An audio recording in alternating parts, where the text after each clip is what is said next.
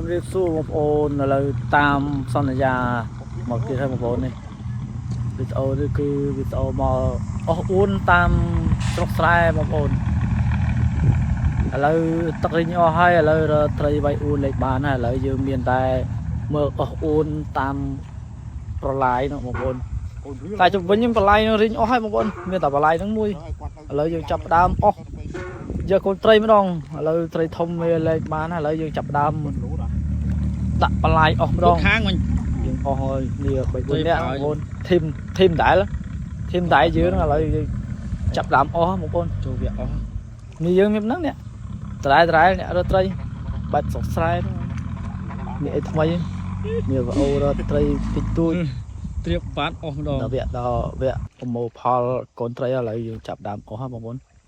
អស់មួយរយៈពេលរួចឥឡូវយើងអស់មើលតែអូនតាំងបងប្អូនអូនជើងខ្លីផ្លាច់ពីគេអាហ្នឹងមិនអូនគេគេអត់តែ2នាក់ស្រួលនេះអូនអស់3នាក់អូនហ្នឹងពិបាកបន្តិចតែត្រីដល់ចូលដឹងតែបានត្រីមានរឿងអត់ទេបងអូនប្រហែលជាមួយសឡ2សឡហ្នឹងពី3សឡខែហ្នឹងវាចាប់ដើមអស់បងប្អូនត្រីវាសត់វាអស់ត្រីឥឡូវយើងវ៉ារខែហ្នឹងវាសឹករីងអស់សល់តែបន្លែងមួយឥឡូវគ្នា3 4នាក់ហ្នឹងចាប់ដើមអស់យើងធ្វើត្រីញៀនបងប្អូនអស់ត្រីធ្វើត្រីញៀនខ្លែមពេលល្ងាចជុំគ្នាឈីអញ្ចឹងណាឥឡូវយើងចាប់ដើមទាញបងប្អូននេះអែបតែត្រីអែបនោះស៊ីដៃនោះទៅអែមសបោមកទាំងត្រីអត់ត្រីតូចត្រីធំអីនៅនឹងគិននោះវាក់យើតែជុំវិញហ្នឹងគេដាក់ដៃដាក់គេដាក់បកគោដាក់អីលើចូលយើងហ៊ានទៅចិត្តទេphải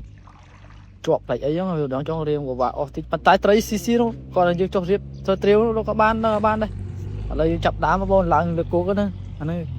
ជំនួយចេះស្ដាយត្រីបានអត់ឥឡូវយើងមើលទាំងអស់គ្នាចាប់ដើមតែរៀងពិបាកតិចនេះច្រើនតែសុបាយបងប្អូន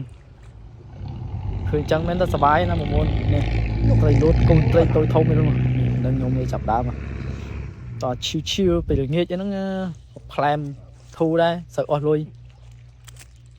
យើងអាចរនឯងបានហ្នឹងពេលតនេយើងទៅអស់អួនអស់អីហ្នឹងឥឡូវយើងចាប់ដើមអស់បងប្អូនអស់ឥឡូវយើងចាប់ដើមកុំបងប្អូនហ្វេកឃើញ follow ឃើញ page ហ្នឹងហើយជួយ follow នៅខាងលើមួយផងតាមឲ្យមានវីដេអូរត់ត្រីថ្មីច្រើនក្នុងវីដេអូ